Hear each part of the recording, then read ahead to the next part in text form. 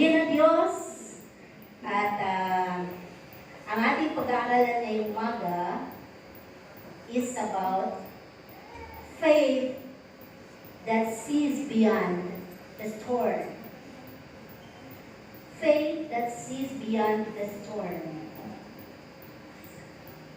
At ito ay mababasa natin sa pangalawang Korinto, chapter 4. Basahin na po natin. Dito na tayo magbasa para mas malaki.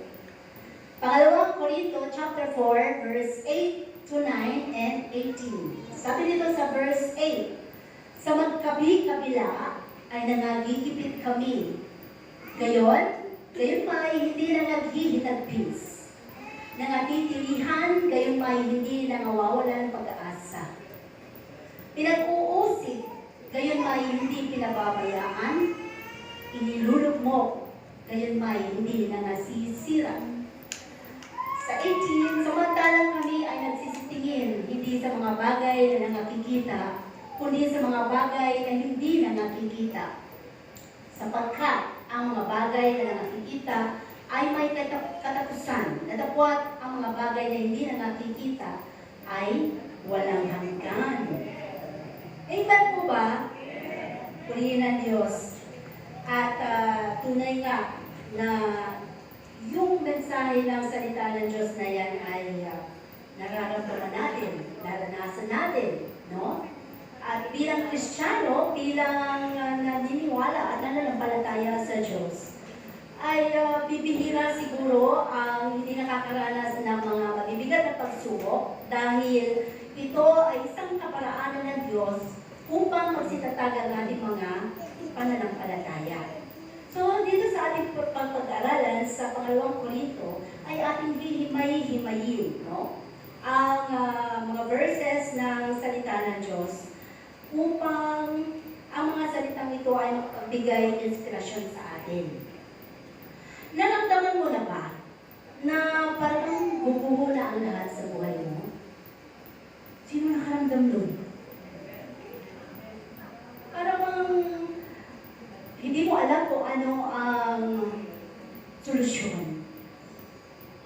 Parang lahat na nakapaligid sa'yo, kaaway mo. Hindi mo naman sila inaaway.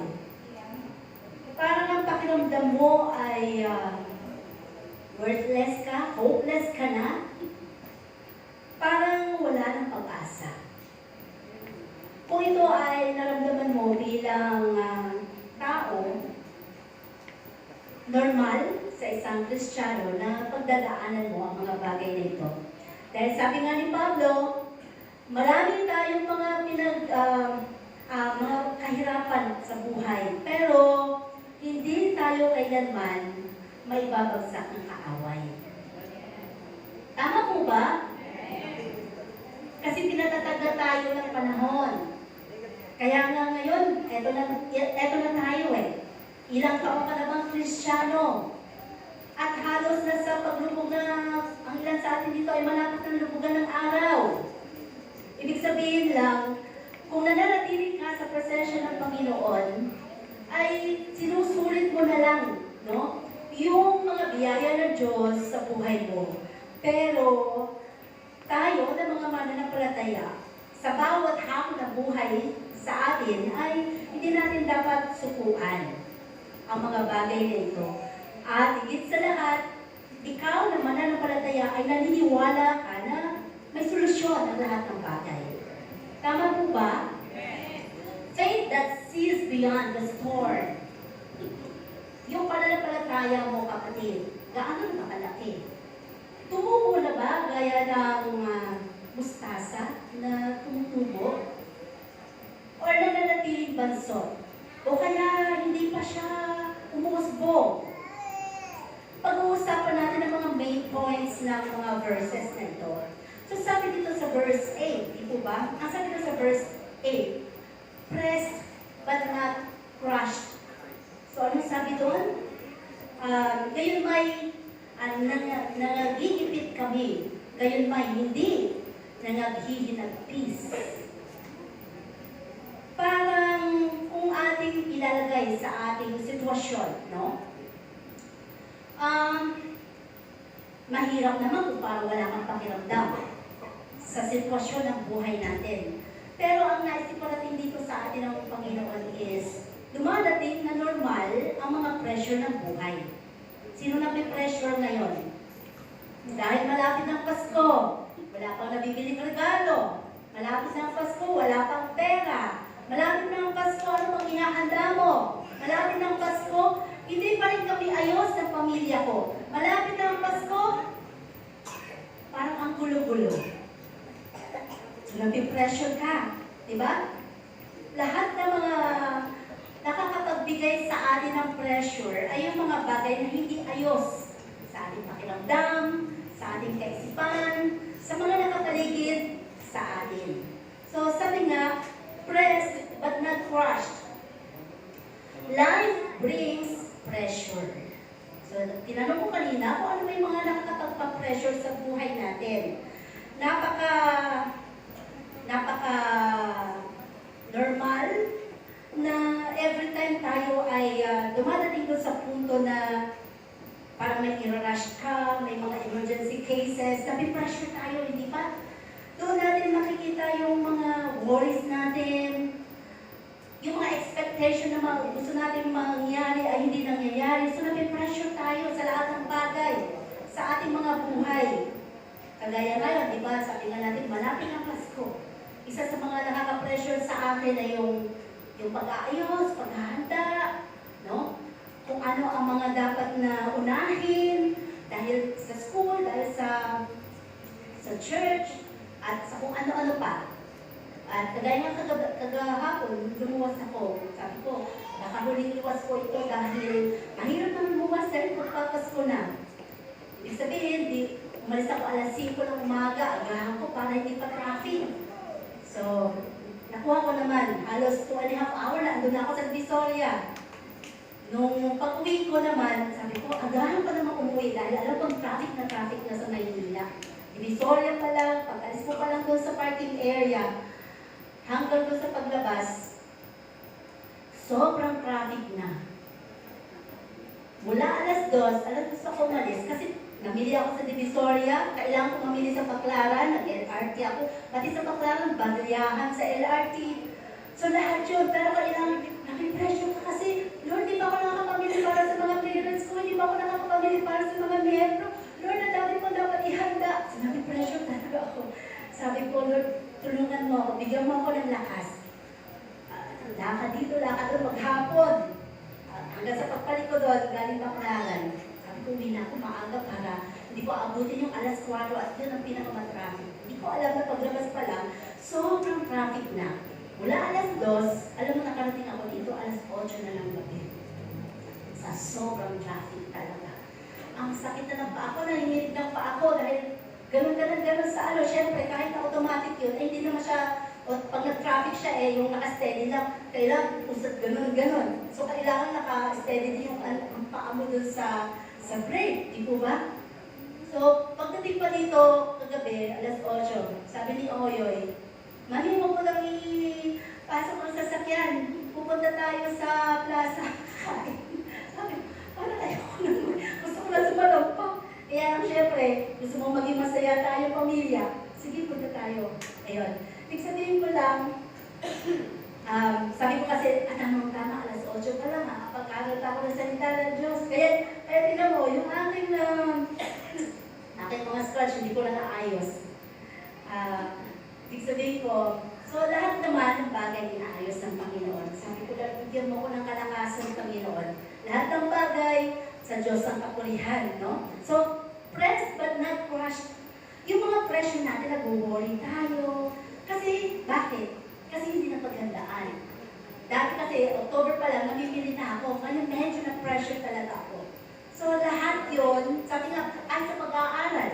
Bakit nag-worry ang isang bata pag may exam? Kasi hindi ka nag-aral. Diba? Bakit tayo nag-worry sa mga bagay na paparating sa buhay natin? Kung hindi natin ito paghahandaan, mag-worry talaga tayo. Sino bang nag-worry dito at iniisip niya baka isang araw pagdating ni Lord, maiiwan lang ako. Sino nag-iisip ng ganon? Kung iniisip mo yon, dahil alam mo sa sarili mo na marami kang pagkukulang sa Diyos. Diba? Mag-worry ka talaga, Lord, paano ba yan? Pag tumating ka, makakasama sumikap, at alam mo ang relasyon mo sa Panginoon, paglilingkod mo, confident ka na alam ko Lord, pag dumating ka, ay paghahandaan ko ito. No? So sabi, if we do not know, doon sa mga bagay na ang ating mga responsibilidad na dapat gampanin or gampanan, doon tayo nag-worry. Doon tayo nag-pressure sa ating mga buhay. Sa pamamagitan ng mga finances. Siyempre, unang-una, na nakapagbibigay ng worry sa ating mga buhay ay yung ating mga kapirahan. Withdraw nyo na kasi yan.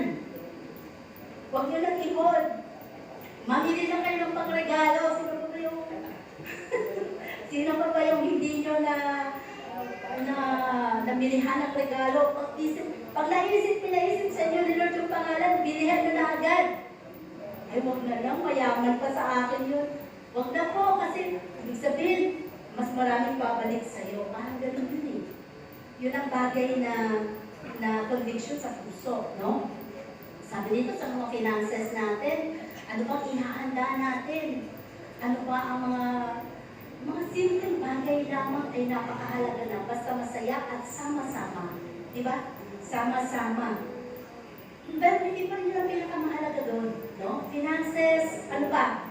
Sa buhay mo, sa buhay natin bilang mga mananampalataya, sabi nga, why we worry? Bakit tayo nag-worry? Because our focus is not on God, but sa ating mga problema. Doon tayo nakafocus eh. Kaya nag-worry tayo. Diba? Yun yung nabibigyan natin ng oras para isipin, paano ba ito, Lord? Paano ba? Pero kung ilalagay mo lang ang sarili mo sa tamang posisyon, Lord, alam ko na ikaw ang Diyos na nagkukontrol ng lahat ng bagay, Diyos ng kaayusan, magagawa mong lahat dahil ang Diyos, siya yung Diyos ng kaayusan. At sabi pa nga dito, sa mga relasyon natin, isa pa yan sa mga nakaka-pressure, di ba? Yung relasyon natin. Halimbawa, ikaw, may nililigawan ka, at hindi ka pa rin sinasagot, napipressure ka na ba? Naku, magpapasko na, hindi pa rin ako sinasagot. Paano ba ito? Kailan na ako sasagutin? Bibili na naman ako regalo. Wala pa rin kasiguruhan kung sasagutin pa ako, masasayang lang ba yung aking regalo? Parang gano'n, di ba? Yung mga relasyon natin. Relasyon natin sa ating mga pamilya, mahal sa buhay. No? Yung mga bagay na alam mo, nakaka-drain yun. Yung hindi ayos ang relasyon, yung sa isip mo lang, na parang pamilya mo, tapos, naku, magpapasko na, hindi pa rin kami nagbabati ng aking pamilya, ng aking mga kapatid, ng aking magulang, ng aking anak. Kaya nga, Christmas is love. Sana yun yung maging diwa ng Pasko, para hindi ka ma-pressure. Huwag mong hayaan na lumagpas yung Pasko na yon na wala kang nagawa o hindi nahihirad ang puso mo. Nananatili ka doon sa galit, sama ng loob, di bali na hindi nila ako imbitahin basta, ito yung pinaninindigan ko. No. Dapat yung diwa ng Pasko, yun ang pinaka-source ng ating love. Napakahalaga yun. Ang mahirap lang doon kapag pride ang pinag-iral. Huwag na nga, hayaan mo nga siya, hayaan mo nga sila, hayaan mo nga ganito. Basta tayo masaya, hindi pa rin po kayo magiging masaya. Relasyon kasi yan eh. Diba? Isang bagay na gusto ng Panginoon na mabuo because of love. Yun ang pinakamahalaga sa Panginoon. Kaya tayo natin-pressure sa buhay. Kahit na sabihin mo, pagluto na lang tayo na lang, kawawa naman tayo, hindi tayo hinikita. Ikaw na lang lumapit, ikaw mag-ibita sa sarili mo papunta sa kanila. Parang gano'n, di ba? I-present mo lang sarili. Baka naman sabihin nila, kamu nga, hindi nila katiis. It's okay, kasi ikaw ay anak ng Diyos. Yun ang mahalaga doon. Ipinakita mo lang na tunay nga ikaw ay may kababaang loob. Na kaya mo lumapit at magpakibaba. Kahit hindi ikaw may kasalanan. Para hindi ka na mag-pressure, hindi ka na mag-worries. Patatagalin mo na naman ba? Isang taon na naman, gano'n na naman. Paulit-ulit lang yan, walang mangyayari sa relasyon mo. Pag hindi na-fix yan. So, yun yung sinasabi sa atin ng Panginoon. Ang nais na idulog sa atin ng Diyos bilang mga anak ng Diyos na naglilingkod. Kasi mahirap yung nakangiti tayo, masaya tayo, pero sa kalooban natin, punot tayo ng galit, sama ng loob, naglingit-ngit, dahil sa mga maliliit na mga issue ng buhay natin. Lahat yun. Pag sinabi ng Panginoon, umuwi ka na lang, total. Hindi ka naman marunong magpatawad, pauwiin na lang kita. Baka lalo pa maging worse ang buhay mo. Wala na, di ba? Who knows? Sa isang taon, hindi na pala tayo magkakasama. May umuwi na sa Panginoon. Pero hindi na sulit yung buhay dahil hindi nagkaroon ng forgiveness sa puso. So doon yung gustong sabihin sa atin ng Panginoon, no? Ito yung bagay na itinuturo sa atin ng Panginoon. Yung mga galit sa puso natin. Bakit tayo nagagalit sa mga why are we angry at someone? Your problem is not him or her. The problem is yourself. Doon sa tao na nagagalit ka, hindi siya ang problema. Ikaw ang may problema. Kasi ikaw yung nakakaramdam. Ikaw ang nakakaramdam. Ikaw ang nakakaramdam ng galit, sama ng loob, ang mga bagay na hindi ayos. Alam mo bilang Kristiyano yun. So hindi siya may problema. Kaya huwag kang manalangin, Lord, baguhin mo nga yung nanay ko na yun, baguhin mo nga yung asawa ko na yun, baguhin mo nga yung kapatid ko na yun. No, maling panalangin yun. Lord, baguhin mo po ako. Tulungan mo ako, Panginoon. Matuto ako makalakad sa katwiran mo. Kung ano ang will mo para sa ikabubuti at ikaayos ng aming pamilya, Lord, tulungan mo ako na maging maayos ito. Malaking ang Pasko. Panginoon, gusto ko maging masaya kami. Yun ang isang nais na ipunto sa atin ng Panginoon. No? Tandaan natin, kung may mga problema tayo sa kapwa natin, hindi sila ang problema. Ikaw ang may problema. Kahit dito sa Lagna Church, sa mga kapatid natin, at yung kapatid natin na ganito, ganyan. Napaka-ganito, ganyan. Eh, hindi sa kanyang problema, sa'yo ang may problema. Kasi ang dami mong nakikita. Pwede mo namang ipanalangin kung gusto mong baguhin ka ng Panginoon. Diba? So lahat ng mga bagay na ito ay bilang mga mananampalataya, nais ng Panginoon na tayo ay matuto sa bawat napapakinggan nating salita ng Diyos. Okay. At sabi nga, hanggat hindi ka nakakabalik sa Panginoon, hindi ka makakapag-isip ng tama. Laging mali yung iisipin mo. Laging sama ng loob ang maiisip mo. Laging galit ang naiisip mo. Babalik ka ulit doon sa mga, ganito ako. Ay, ako ang nagtanim, ako ang nagbayo, pero iba ang kumain. Parang gano'n. Babalik ka lagi doon. Yun talaga ilalagay ng kaaway sa'yo. Pero ang gusto ng Panginoon is yung love. Sabi nga, sa buhay natin bilang mga mananampalataya, wala nang ibang pinakamahalaga sa relasyon ng isang pamilya kundi ang pag-ibig na maghahari sa buhay natin. No? Ano pa? Saan tayo napipressure? Sabi dito, yung mga responsibilities natin. But in Christ, pressure will not crush us.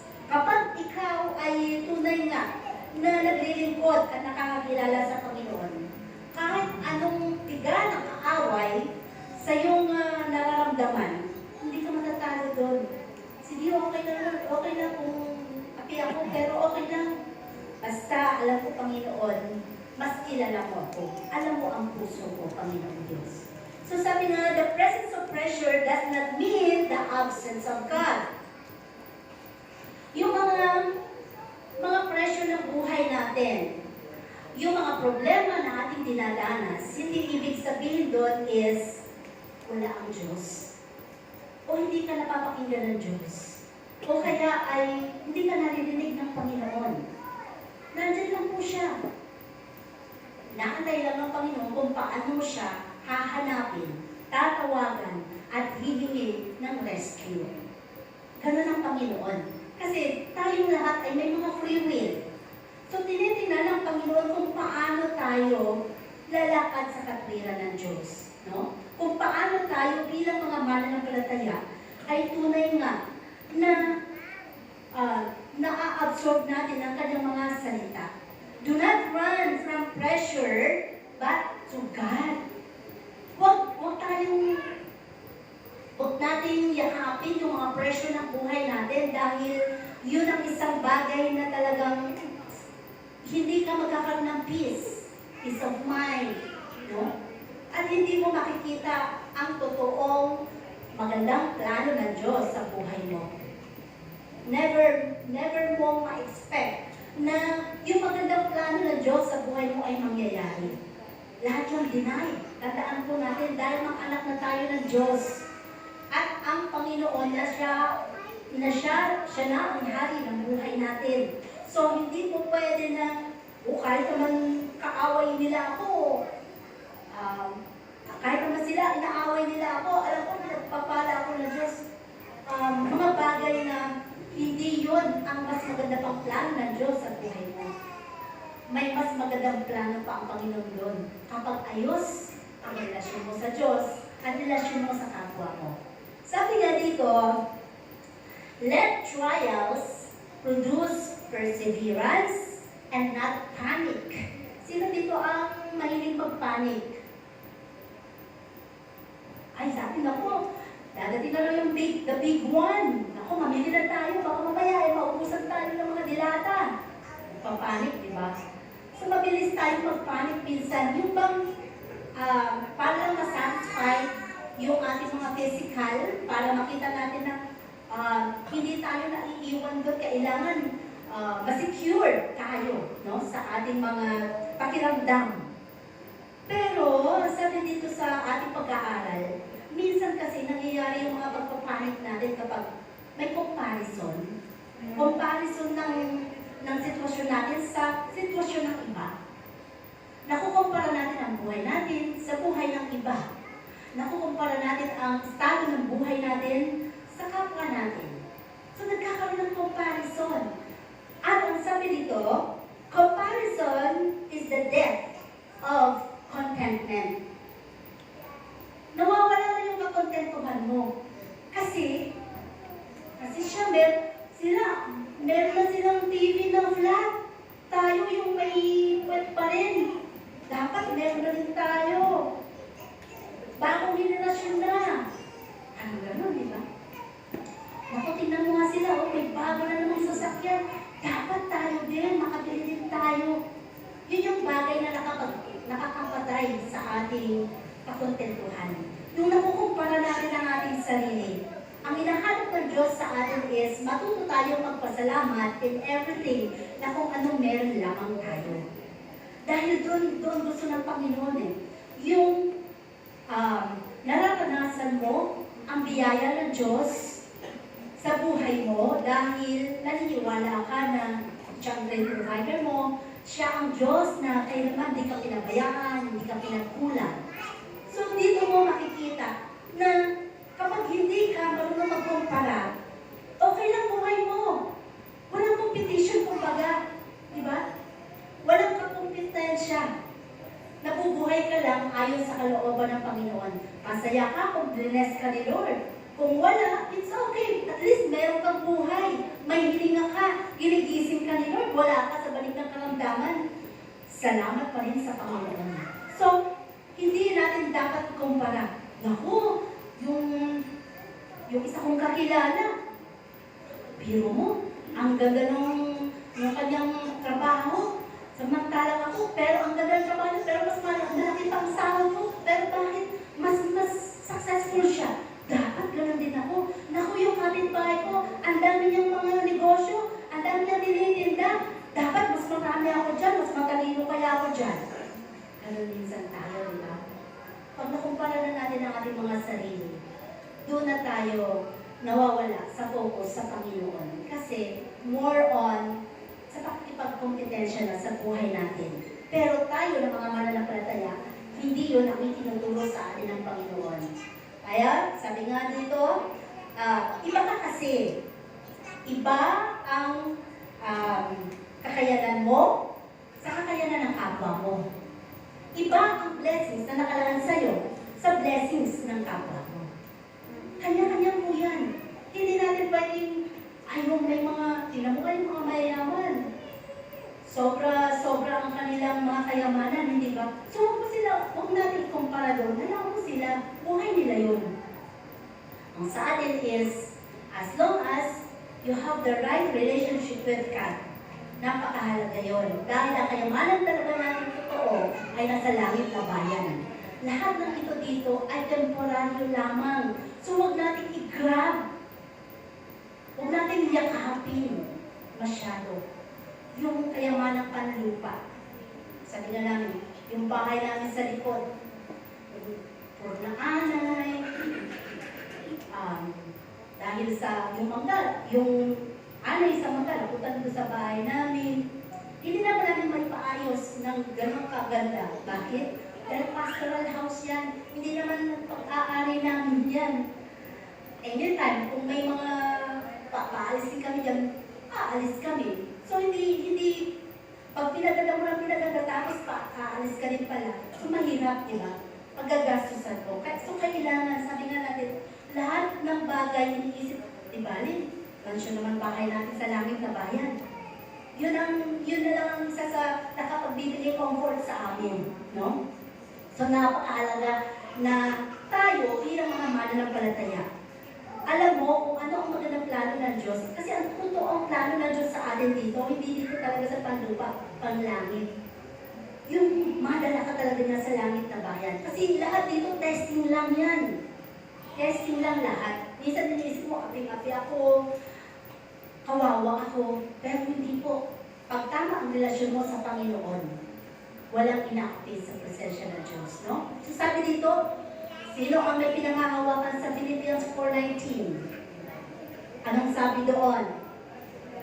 But my God shall supply all my needs according to His riches in glory by Jesus Christ. O hanggang confession lang tayo doon. Hanggang inaangkin ko talaga yun, but my God shall supply. Pero nag-worry ka, nagdududa ka sa mga plano ng Diyos sa buhay mo dahil nahihirapan ka. Tagal naman, Lord, na sinasabi mo, mga pangako mo, sabi mo, pagpapalain mo ako. Sabi dito, kung ikaw ay may duda sa Diyos, tungkol na sa pangako niya, hindi para sa'yo yung verse na to. Kasi, ang verse na ito ay para lang doon sa mga tao na talagang inaangkin niya ito. Na hindi siya pagkukulangin ng Panginoon, na talagang ang Diyos, ang great provider niya, na kailanman hindi siya pababayaan ng Diyos. Hindi siya puputumin ng Panginoon. Kaya sinasabi ko, kung ikaw ay may duda sa mga bagay na pangako ng Diyos dito sa verse na to, huwag mo angkinin. Dahil hindi talaga mangyayari sa buhay mo. No? Hindi para sa iyo ang verse na ito. At lagi mong tandaan, sa Panginoon ay napakahalaga na marunong tayo mag-antay. Nag-aantay sa lahat ng aspeto ng ating buhay. Napakahalaga sa Diyos yung waiting. Sabi nga, waiting time is not a wasted time. Yung pag-aantay ay hindi siya kawalan, hindi siya, ano ba yung wasted? Parang nasayang. Hindi siya sayang. Lahat ng yun, habang nag-aantay ka, ay may magandang plano at ginagawa ang Diyos habang ikaw ay natitiwala sa Kanya. No? Minsan kasi doon sa pag-aantay natin, doon natin naiisip yung, ano ba naman itong buhay ko? Parang hopeless na yata ako, hopeless na ako. Lahat ng mga kasama ko nagtrabaho na, lahat ng mga kasama ko ayos na buhay nila, lahat sila okay na, ako ganito pa rin. Yun minsan, di ba? So, ang iniisip mo, parang kawawa naman ako. Nagtawag ng reunion, nahiya akong pumunta kasi sila, mga doktor na sila, mga engineer na. Ako kawawa naman. Hindi ka kawawa, anak ka ng Diyos.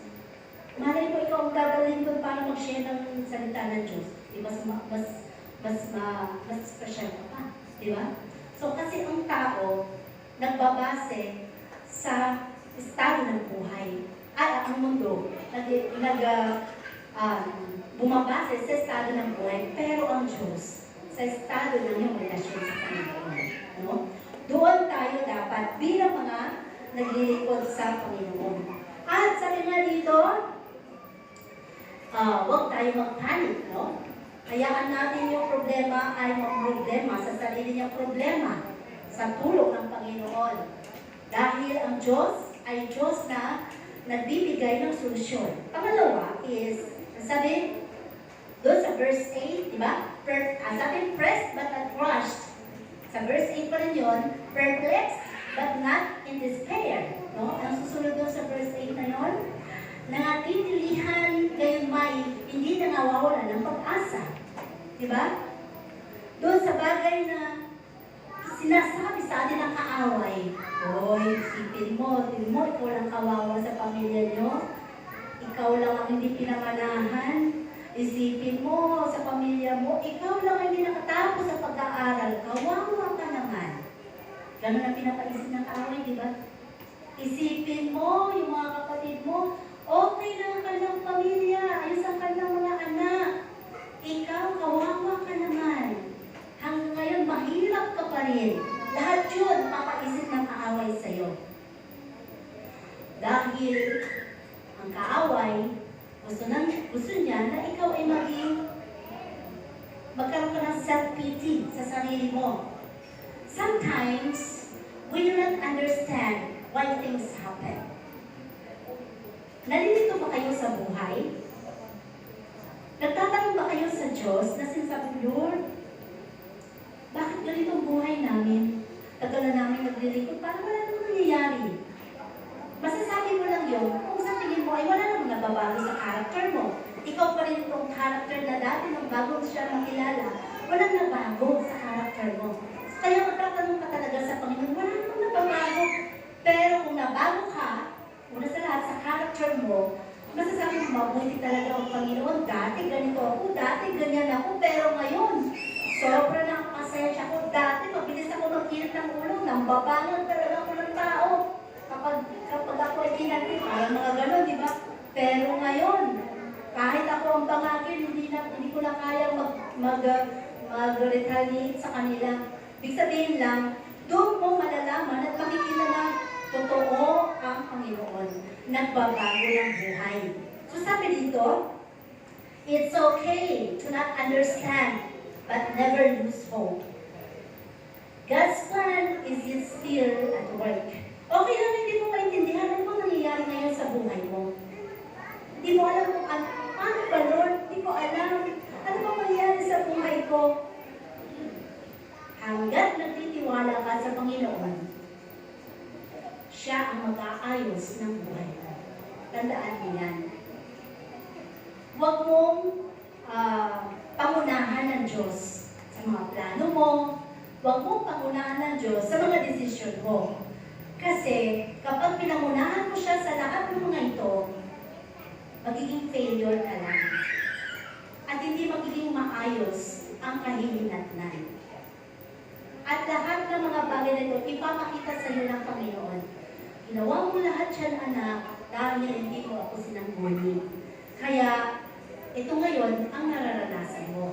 Suffer the consequence. So, ang Diyos, ang gusto niya lagi ay nakabatay tayo ayon doon sa plano ng Panginoon. Tanungin mo lagi ang Panginoon, tama ba ito ang desisyon ko? Okay ba ito, Panginoon, ang aking gagawin? Okay ba, Panginoon, kapag ito ay aking i-go?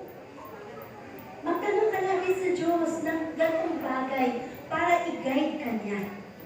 Hindi yung saka ka pala magtatanong kapag palpak pala yung aking naging desisyon. Doon ka ngayon Lord, ano bang pwede mong gawin? Eh, may naging desisyon ka na. Mahirap ikumpuni ang nasira ng dating ayos kapag ikaw nakasira. Pero kapag ginayin tayo ng Panginoon, ang Diyos mismo ang mag-aayos nito.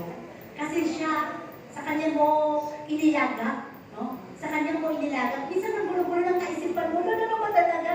Ano ba talaga ang mangyayari sa buhay ko? 30 na ako, wala pa akong boyfriend. So okay, kung wala pa yung plano ni Lord, hindi pa napapanganak yung mapapangasawa mo, pag-antay ka. Diba? Parang ganun.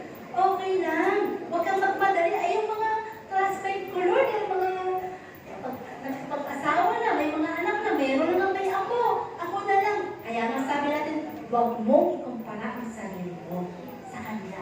Iba ang plano ng Diyos sa'yo. Iba ang plano ng Diyos sa kanila. Kasi pag nagkumpara ka na talaga sa sarili mo, mawawala yung kakontentuhan mo. Yung masaya ka lang, okay ka lang, nabubuhay ka araw-araw, kumakain ka, may trabaho ka, masaya ka. Eh, Lord, lagi na lang ako sinasabi nila, ano ka ba? 30 ka na. Wala ka pa rin asawa. Ano ka ba? Hayaan mo sila. Baka mo ikaw, ba't mo pinuproblema yung gusto nila? Gusto lang na makakain at makahigop ng mainit na sabaw. Eh, ikaw, hindi ka pa naman handa. Lagi mong tandaan, ang Diyos, gusto niya, lahat ng bagay na plano niya sa'yo, ay pinaghahanda ikaw. Dapat handa ka. Huwag kang basta susuong sa isang bagay na parang dahil napilitan ka lang. Dahil ito lang ay naisusur sa'yo, isang tao, isang Kristiyano, hindi man Kristiyano. No? So, hindi tama at ayos. Kaya laging may suffer the consequence na tinatawag. So, sabi dito, faith is not knowing everything, it's trusting. Even when you do not feel. No? Sabi, yung pananampalataya ay hindi ibig sabihin kailangan alam mo yung mangyayari. Kaya nga faith eh. Yung faith na hindi mo alam kung anong mangyayari, pero nagtitiwala ka sa Diyos na alam mo na hindi ka niya pababayaan, na alam mo na hindi ka niya ipapahiya. Diba? Na alam mo na sa buhay mo ay hindi ka iiwan ng Panginoon. Lagi mo lang isipin doon, alam ko may maganda kong plano, pinangahawakan ko ito. Basta maglilingkod lang ako, Panginoon. At laging ang plano ng Diyos ay the best. Totoo yun. The best lagi yun. Huwag kang magmadali. May magandang plano ang Panginoon. Sa kaparaanan niya, hindi sa kaparaanan mo. No? At sabi pa, nasabi dito, kahit na feeling mo ay parang walang pag-asa, parang ang gulo. Parang, ano ba talaga, Lord, ang buhay ko? Wala pa. Diba, sabi nga doon sa mga narinig natin sermon, ang Panginoon, ipinapakita niya kung ano yung simula at kung ano yung wakas. Yung wakas ay yung langit na bayan na pupuntahan natin. Pero yung gitna, sa atin yun. Tayo ang mag-work out doon. Sa ating mga ginagawa, sa ating mga plano, tayo ang gagawa ng ating mga kapalaran, pero dapat kasama ang Diyos sa buhay natin. Huwag na huwag kang mabuhay sa sarili mong karunungan, sa sarili mong desisyon, sa lahat ng bagay ng plano mo, kasama lagi ang Diyos. Yun ang pinakamahalaga doon. No? And then, sabi nga, sa verse 9, sabi, persecuted but not abandoned. Sa verse 9, pinag-uusig, gayon may hindi pinababayaan. Sino na dito ang nakaranas ng pinag-uusig siya? And persecuted. Hindi persecute. Now, persecute. Yung bagay na parang pinakapi ka nila, persecute ka nila, hinuhusgahan ka nila, no? O kung ano pang mga bagay na nakaranasan mo sa buhay na parang, bakit sila galit na galit sa akin? Ano ba, Lord, ang meron sa akin o wala sa kanila? Ano ba, Panginoon, ang bagay na kinagagalit nila sa akin? Bakit gano'n ang trato nila sa akin? Sulitin mo sarili mo. Baka mamaya ay ipapakita sa iyo ng Panginoon. Dahil ako naniniwala na kapag tayo nakasangguni lagi sa Panginoon, siya mismo ang papakita sa iyo para maging maayos ang buhay mo. No? So sabi dito, persecuted but not abandoned. You may alone.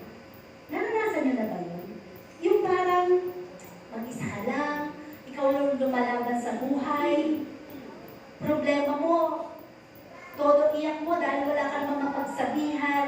Minsan, pag may mga problema tayo, ang tinatakbuhan natin at ating ino-confide para hingan ng payo ay yung mga tao hindi naman Kristiyano.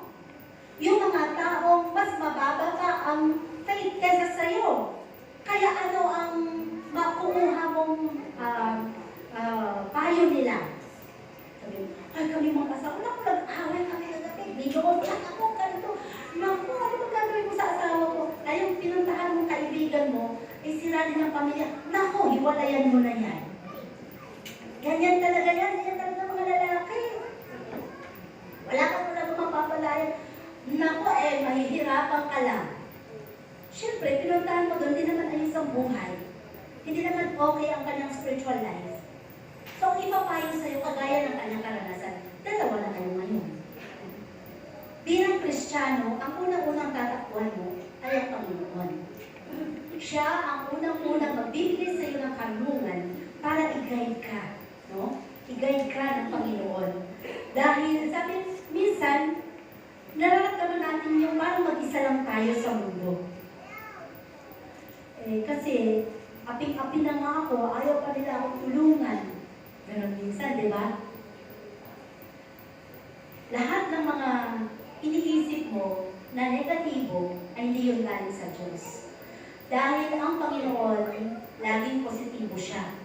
Ang ituturo sa iyo lagi ng Panginoon ay pag-asa, pag-ibig, at ang mga bagay na kanyang character. Pag-unawa, pagpapatawad, lahat yun. Yun lahat ang ituturo sa iyo ng Diyos. Dahil alam mo, ang gusto ng Panginoon sa buhay natin bilang mga Kristiyano, mapayapang pamumuhay. Kahit gaano ka kayaman, kung walang Kristo sa buhay mo, hindi payapa ang buhay mo. Sila, tingnan mo yung mga nasa flood control. Payapa buhay nila? No. Kahit gaano sila kayaman. Kahit yung mga pera nila nasa mesa lang.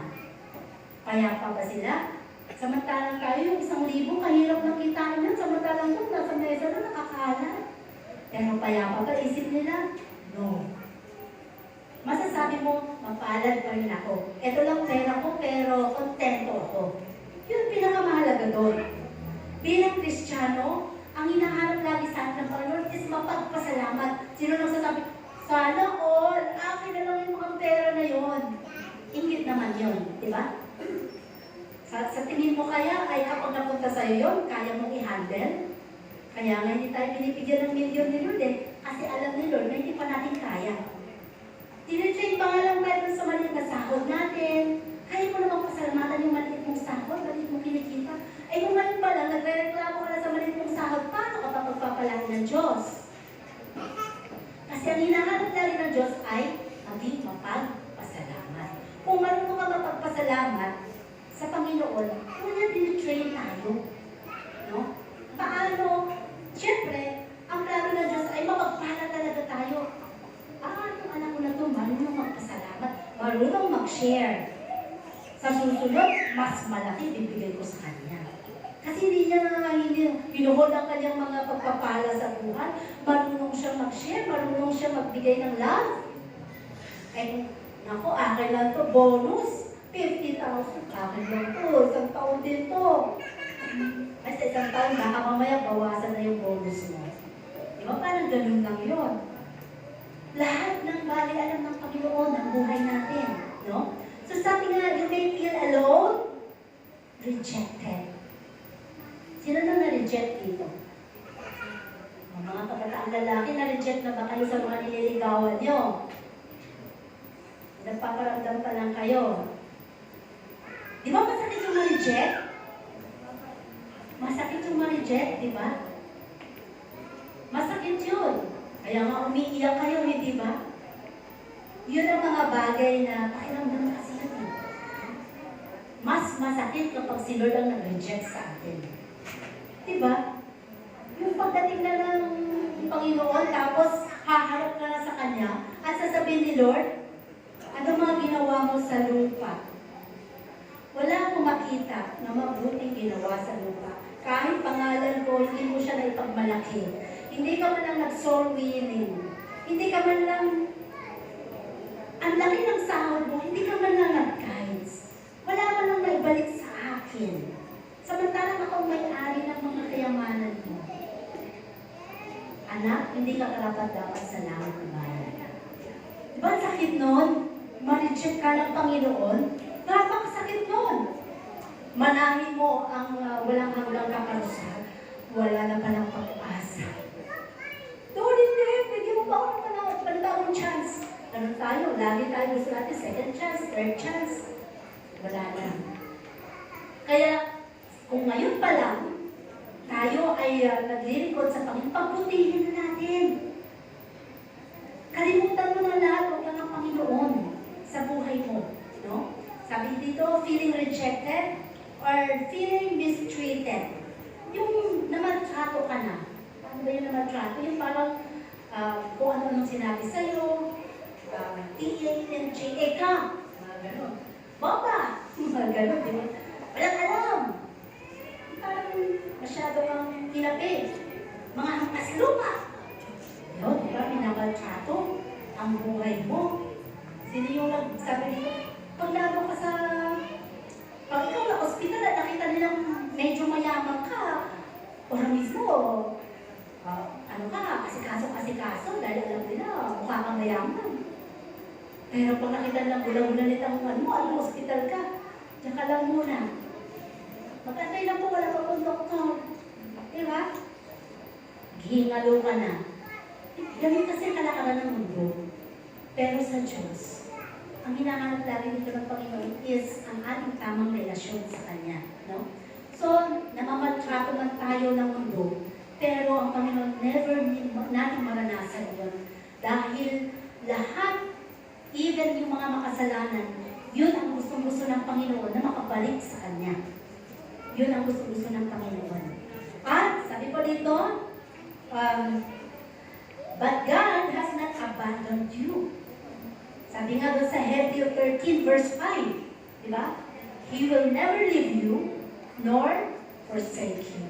Sino ba dito ang masasabi, pinabayaan na kami ng Diyos? Meron ba? Never. Walang kahit sino dito magmalaki ng sinasabi, nakalimutan na kami ng Panginoon. Wala. Dahil pangako ng Diyos yun.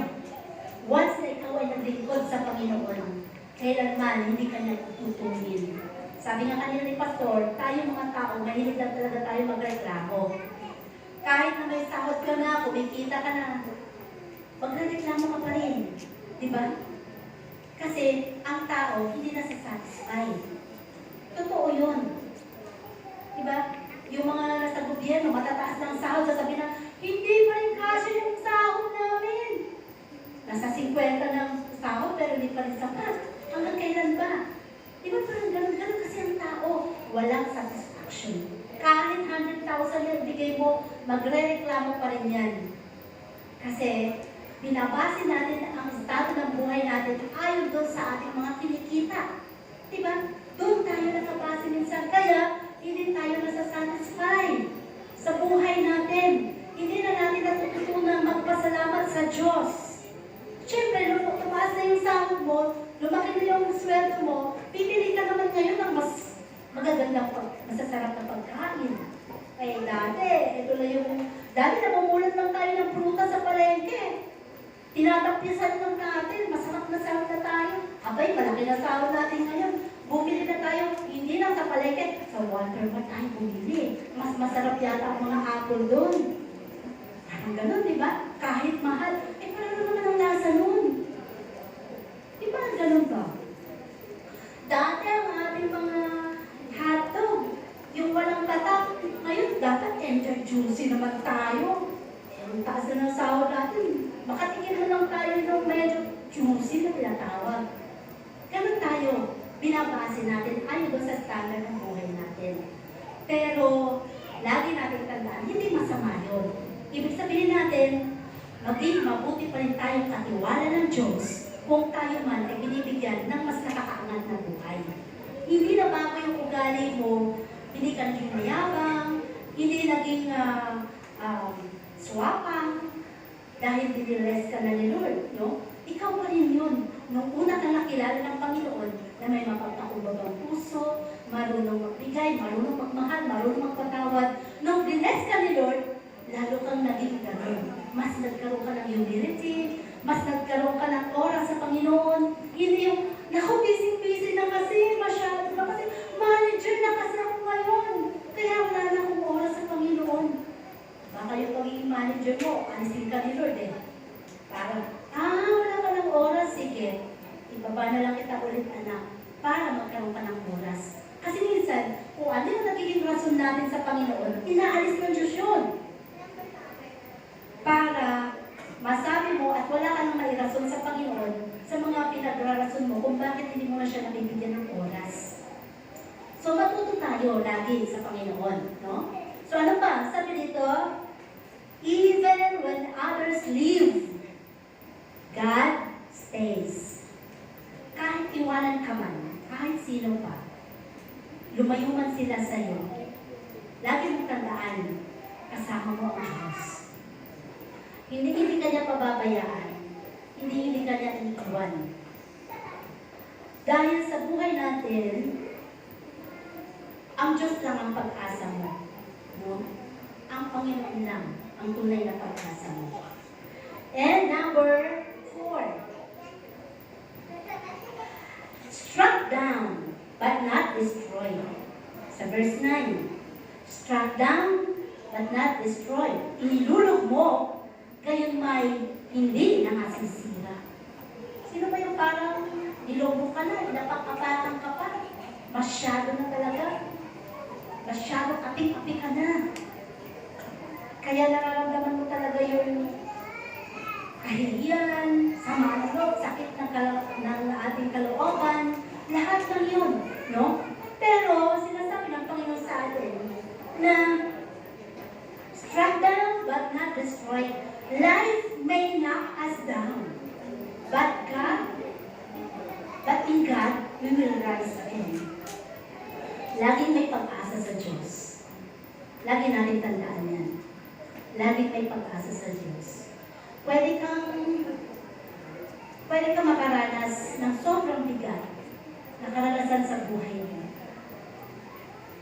Pero naniniwala ka ba na lahat yung temporaryo? Temporary lang.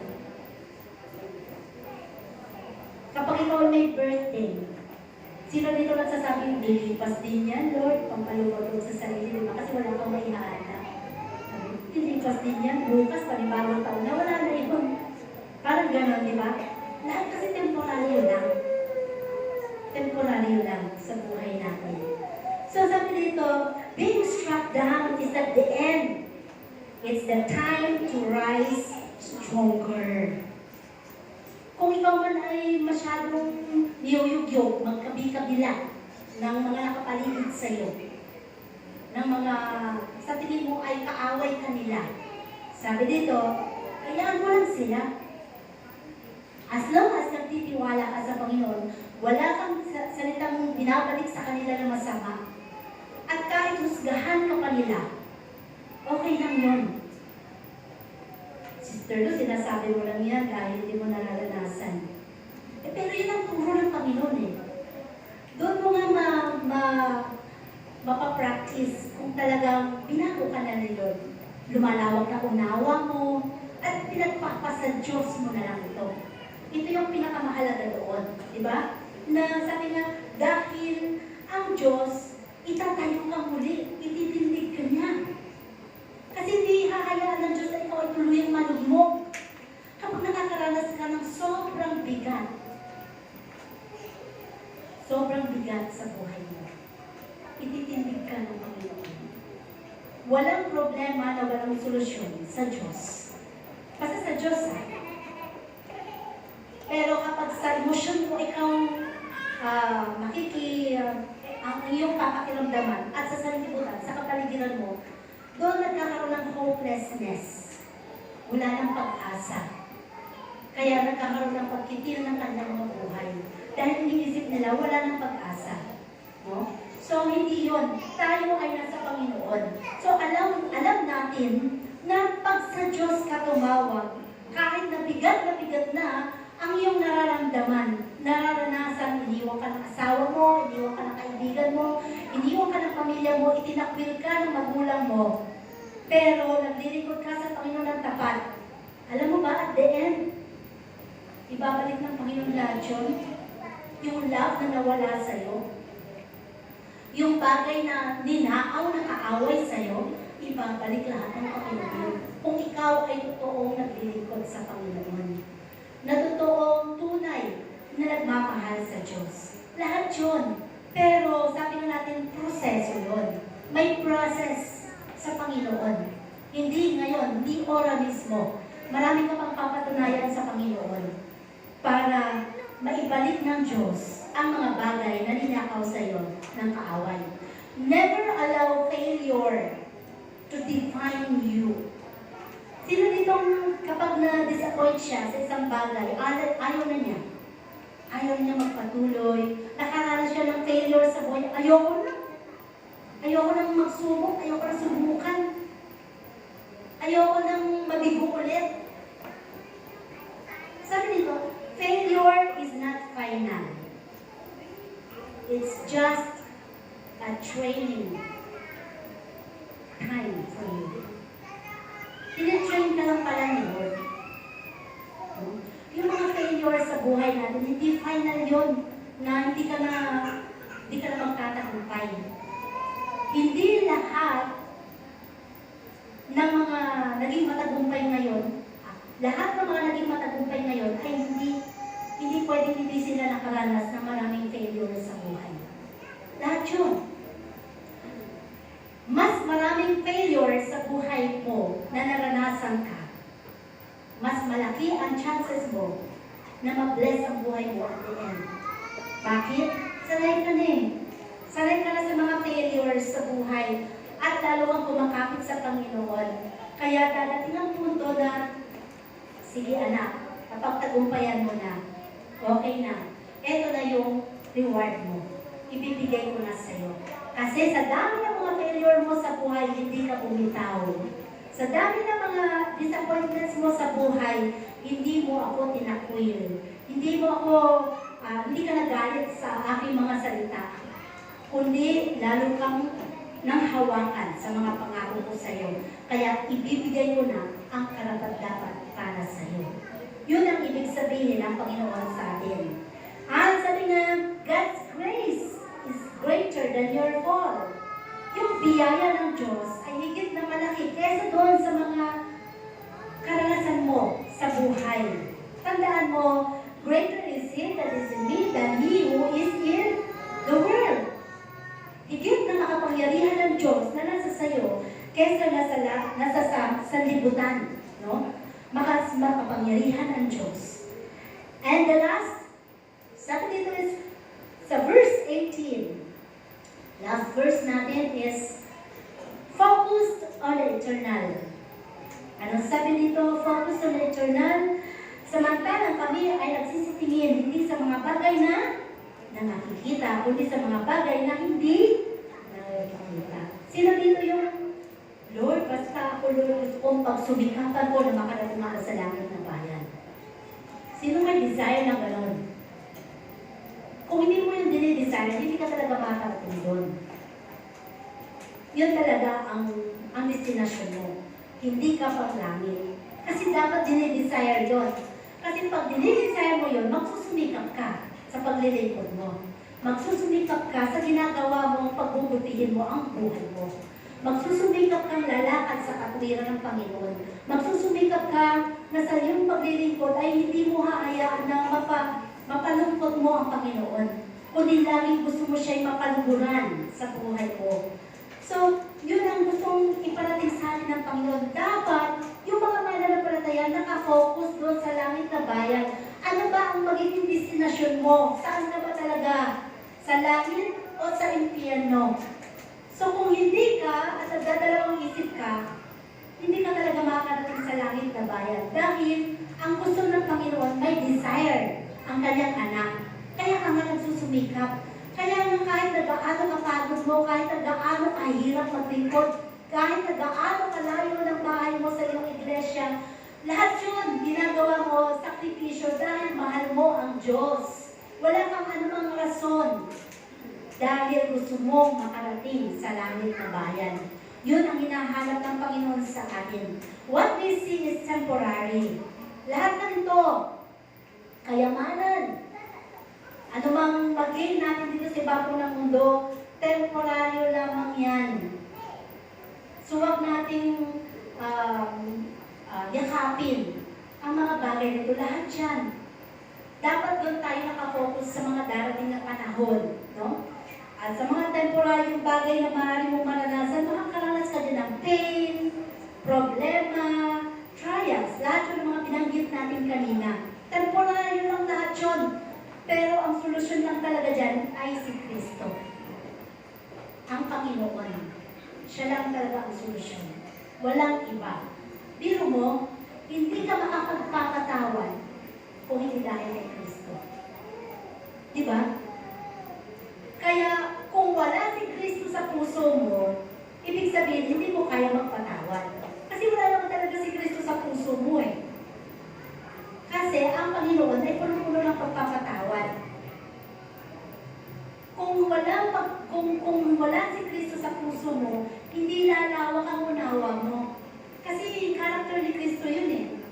So, kung wala kang malawak na unawa sa buhay mo, wala si Kristo sa puso mo. Ibig sabihin, lahat pala ng nararamdaman mo ay hindi si Kristo ang naghahari sa'yo, kundi ang kaaway. So, hindi ka makakapag-isip ng tama, so hindi ka makakapag-desisyon kasi gusto mo pa rin. Minsan tayo ganito, nagpipray tayo sa Panginoon, Lord, gusto ko ganitong mangyari sa buhay namin, gusto ko maging maayos kami, gusto ko maging okay kami. Pero, hindi mo naman gini-give up. Ikaw pa rin ang gumagawa ng solusyon. Ikaw pa rin ang nagdedesisyon. Hindi mo hinahayaan si Lord ang magdesisyon para maging maayos ang lahat. Kasi naiinip tayo doon sa tugon ng Panginoon. Ang tagal kasi Lord eh. Ang hinahanap ng Panginoon sa atin, kung nagtiwala ka sa Kanya, ay magkatiwala mo dahil alam ng Diyos kung kailan ang tamang timing, ang tamang oras para tumugon siya sa mga hinihiling mo. Yun ang Panginoon. Huwag mong pangunahan, dahil sinabi ko kanina, huwag mong pangunahan ng Diyos sa lahat ng mga hinihingi mo sa Kanya, pero ikaw din ang nagpaplano, ikaw din ang nagdidesisyon para maging maayos. Yan mo sinasabi natin, peacemaker at peacekeeper. No? Akala mo, peacemaker ka sa iyong pamilya, pero hindi pala, peacekeeper ka lang. Ibig sabihin, gusto mo kasing maging maayos, kaya huwag na hayaan mo na, huwag mo na intindihin siya, huwag mo na kausapin ako, magkakagulo pa pag kinausap mo. Peacekeeper po yun. Pero kung sa pangalan ng Panginoong Hesus, gagamitin mo, ito ay magkakaroon ng tunay na katukaan. Peacemaker. Dahil ako naniniwala na kapag ang Diyos ang kumilos sa buhay ng bawat isa, hindi pwede magkakagulo, walang magiging problema, magiging maayos ang lahat.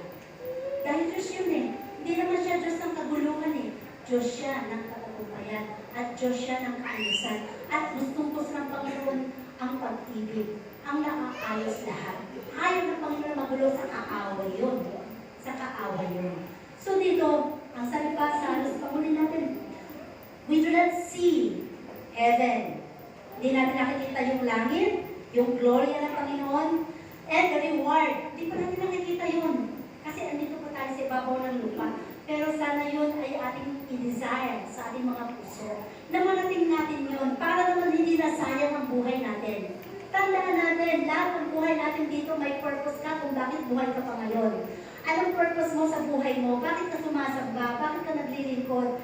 Bakit ka buhay ngayon? May purpose ka. Ngayon, kung wala ng purpose ang buhay mo, pauuwiin ka na lang ni Lord, wala ka ng purpose eh. So kung ngayon, puno-puno ka ng problema, ang purpose mo dito ay magtiwala ka sa Diyos para maiayos ang lahat ng mga problema. At siya ang mag-aayos nun, siya ang mag-fix lahat ng iyon. At kapag sinabi ng Panginoon, wala nang layunin, wala nang purpose ang buhay ng anak ko to, pauwiin ko na nga lang para hindi na magtagal. Baka mamaya lalo pa siyang mawala sa akin. So, yan ang mga katuruan ng Panginoon sa atin. There is more beyond this life. Tandaan natin, your tears have purpose. Your pain has end. Sino dito lagi umiiyak sa kanyang mga panalangin? Anong iniiyak ninyo? Lord, patayin mo na nga yung kakapon ko na yun. Napatusin ko. Ganun ba? Iyak tayo ng iyak. Masyado kami inaapi. Ganun, di ba? Lord, sige na, ibigay mo na nga sa akin yun. Gusto ko talaga siya. Siya talaga ang buhay ko. Ayaw nga ni Lord eh. Parang ganun, di ba? Mag-antay ka. Parang ganun. So, huwag natin ipagpipilitan. Manalangin ka. Ang panalangin doon is, Lord, sa kalooban mo, lahat ng bagay, alam ko, ikaw ay may magandang plano. Lahat ng yun, ipagpasa Diyos mo. So your tears have purpose. May mga bagay na nakikita ng Panginoon ang puso mo. Yung mga nararanasan mo sa buhay. At sa ating konklusyon, sa buhay ni David, nung plinano ng Panginoon na maging hari siya, hindi binigay ng Diyos ang korona. Pero binigay kay David ay si Goliath. Bakit? Para ma-challenge ang kanyang faith. Ibig sabihin, kung pinangakuan tayo ng Panginoon isang araw, anak, pagpapalain kita. Pero yung pangako ng Diyos na yun, hindi pa matutupad sa buhay mo ngayon. Hindi pagpapala agad. Maraming sakripisyo pa ng buhay. Kaya diba, doon sa gitna ng buhay natin, ang dami nang sasabi, ayoko na, magre-resign na ako, pagod ako sa trabaho. Nung wala kang trabaho, mag-pray mo nga, magkatrabaho na ako.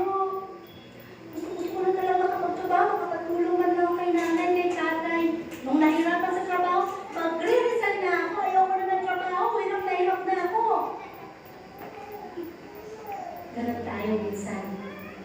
Ayaw natin ng challenge sa buhay natin. Pero yun pa rin yung hinahanap ng Panginoon sa atin, yung ma-challenge tayo. Sino dito yung mas maraming pinapagawa sa kanya yung boss niya, mas tuwang-tuwa siya? Meron ba ganon? Ano ba yun? Ako na lang lagi nakikita ng boss ko, ako na lang lagi pinapagawa ng ganito, ganyan sa mata yung kasama ko, nakaupo lang. Oy, magpasalamat ka. Pinagkakatiwalaan ka ng boss mo. Kaya ka hindi binibigyan ng trabaho dahil wala siyang tiwala doon. Kaya huwag mong kaingitan yun. Hindi mo alam, ikaw ang challenge. Ikaw ang tinitraining. Para pag dumating ang panahon, pwede ka niyang pagkatiwalaan. Kaya huwag ka nagagalit mo sa mga kasamahan mo na, ito hindi ako, yung tinutusan ako na lang lagi, ako na lang lagi nakikita. Kawawa naman ako sa opisina, mag-resign na nga. Hindi po yun. Kabaliktaran po yun. Tandaan po natin yan. Pero kalimitan nga, pag nagtatrabaho at maraming binibigay na trabaho, nagre-reklamo tayo. Training po yun. Kagaya na kay David. Tinrain lang din siya sa pamamagitan ng mahirap na laban. At napagtagumpayan niya. Nung plinano ng Panginoon, si Jose, sabi nga, when God wanted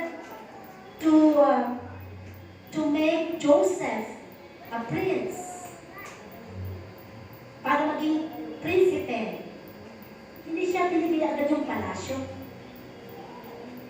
Hindi binigay sa kanya ang palasyo. Hindi shortcut. Ito yung pangako ko sa iyo, anak, magiging prinsipe ka sa araw ng Ehipto. No. Hindi yun ang unang binigay sa kanya, kundi pinarala sa kanya ang kulungan. So sa buhay natin, ang dami nating nakakulong sa puso natin na hindi natin pinapakawalan. Diba? Yung kulungan, literal, mahirap yun. mahirap maranasan ng makulong. Pero tayo ng mga nakalaya, ang dami pala natin, sa puso natin ay nakakulong. At hindi natin ito pinapalaya. Ano ba yun? Yung galit, sama ng loob, hindi mapagpatawad na puso, mga nakakulong sa ating mga puso. Pero yung kay Joseph, ang pinaranas sa kanya ay literal na kulungan. Para magkaroon ka ng realization, para magkaroon siya ng realization sa buhay niya, na alam niya kung ano talaga ang plano ng Diyos. Gusto niyang sundin. Naging obedient siya sa buhay niya. So, doon sa kanyang pagsunod, kung ilang taon siyang nakakulong, never mo siyang nakita sa Biblia na nagreklamo. Sa buhay natin, yung mga nakakulong sa atin, tayo ang magpapalaya. Tayo yung susi. Yung susi na yan, huwag mong ikandado. Buksan mo ang susi ng puso mo. Makakalaya ka. At mararanasan mo ang pagiging prinsipe ng buhay mo kasama ang Panginoon. Mararanasan mo yung kasaganaan, yung buhay. Bago ka mamatay, ipaparanas sa iyo ng Panginoon ang masaganang buhay. Dahil natutunan mong magpakawala sa kulungan ng puso mo ng lahat ng mga karakter na hindi ayon kay Kristo. And when God sabi wanted to make Moses a leader, nung plinano ng Diyos na si Moses ay maging leader ng mga Israelita, hindi niya binigay ang stage o bagay na ako ang leader dito, sa akin na kayo makikinig. Yung kanyang authority. Kundi sa buhay ni Moses ay ipinaranas sa kanya ang wilderness. Ipinaranas sa kanya ang, ano ba yung wilderness sa Tagalog? Ilang. Kahirapan. Sobrang hirap ng buhay. Pero mo, galing siya doon sa palasyo. Napunta siya sa ilang for 40 years. Trained siya doon. Nung manggaling siya sa Egypto, matalino siya, makisig siya, gwapo siya. Pero nung nakapatay siya ng kapwa, ng isang Egyptian na pinaparusahan yung kanyang kapwa Israelita, napatay niya yung Egyptian na yun, kaya siya napunta sa ilang. Lahat pala yun sa plano ng Panginoon. At doon sa ilang na yun, 40 years, nawala ang kanyang karunungan, nawala ang kanyang kahusayan, ang kanyang kagwapuhan, naging taong puntok siya. Pati kaisipan niya na iba na. Kasi lahat yung training. Tinuturuan mo na ni Lord, ma-down tayo minsan. Maibaba tayo. So kung may pangako ang Diyos sa'yo, na isang araw pagpapalain ng buhay mo, paghihirapin ka muna ni Lord. Madadanas mo muna yung 20 na lang pera mo, wala ka na makitang pera sa buhay mo, pero kumakain ka. Pero hindi ka nagre-reklamo sa Panginoon. Isang araw yung kanya pagpapalain. Dahil napagtagantahan mo. Ganun ang Panginoon. Ganun ang Panginoon. So kagaya ni Moses, no? Yung wilderness pinaranas sa kanya. So, kapag tayo kasi naka-encounter ng mga challenges sa buhay natin, iniisip agad natin, pinapahirapan tayo ng Diyos. Ang hirap naman ng buhay. Sino pa ba nagreklamo dito, mahirap ang buhay? Kapag nagreklamo ka pa rin, mahirap ang buhay, hindi na totoong Kristiyano. Kasi hindi dapat nireklamo yun. Yung ikaw ay gising, buhay, kumakain, may kinikita, at nagpuprovide ng Panginoon, may binibihis ka, hindi mo dapat ipagreklamo yun sa Panginoon. Sabi nga, maarte lang tayo. Marami lang tayo dinidesign na gusto natin mangyari sa buhay natin. Ang gusto naman ng Panginoon is makontento. Diba? Sa kakontentuhan mo, doon ka iaangat ng Diyos. Doon ka na bibigyan ng kaginhawaan sa buhay. So sabi dito, pag naka-encounter tayo ng mga challenges sa buhay natin, natin pinapahirapan tayo ng Diyos, baka naman, He is just preparing you. Inihahanda ka lang ng Diyos. Baka ganun lang naman. Kaya, may mga challenges. Gusto kasi ng Panginoon naka-ready ka. Mamaya, pag yung plano na gusto mo ay binigay agad sa'yo ng Panginoon, ma-overwhelm ka. Nakita mo yung mga nananalo sa loto? Handa ba silang humanap sa mga 23 million? Diba, mahirap, tapos nanalo sa loto, bigla. Hindi sila handa na makahawak na gano'ng kalaking pera. Ilan na bang nagpatotoo na nanalo sa loto na nauwi lang din ulit sa pagiging mahirap? Kasi nawaldas ang lahat. Walang training kung paano hawakan ng pera. Hindi nila alam na overwhelm sila. Kaya sige, painom dito, painom doon, walgas dito, walgas doon, pabigay dito, pabigay doon. Walang kaisipan kung paano gawin, paano hawakan ng pera. Kaya ayaw ng Diyos yun. Kaya pala, sa buhay natin, ang tagal ng training. Hanggang hindi ka natututo sa training, hindi ibibigay sa iyo ng Diyos ang gusto mong pagkapala na mangyari sa buhay mo. Tandaan natin yan. No? Tandaan natin yan. So, inihahanda ka lang. Ipiniprepare ka lang. Minsan, kapag mahirap ang pinagdadaanan, hindi po ibig sabihin nun, nagsasabi na si Lord sa atin na, no, anak. Ang hirap na, Lord, ayoko na. Hindi no, ang tugon ng Panginoon doon. Only that God would say, hindi ka pa handa, anak. Hindi ka pa handa. Marami po, sabi nga ni Fernando po, marami ka pang bigas na kakainin. Sabi ng mga magulang natin, papunta ka pa lang, pabalik na kami. Marami pa. Marami ka pang dapat matutunan sa buhay. Bago ka mag-asawa, hindi lang basta yung naramdaman kung gusto ko na mag-asawa. Marami ka pa dapat na makita kung ano ang responsibilidad na kakaharapin mo bago ka mag-asawa. Hindi lang basta yung pakiramdam mo na gusto mo na mag-asawa.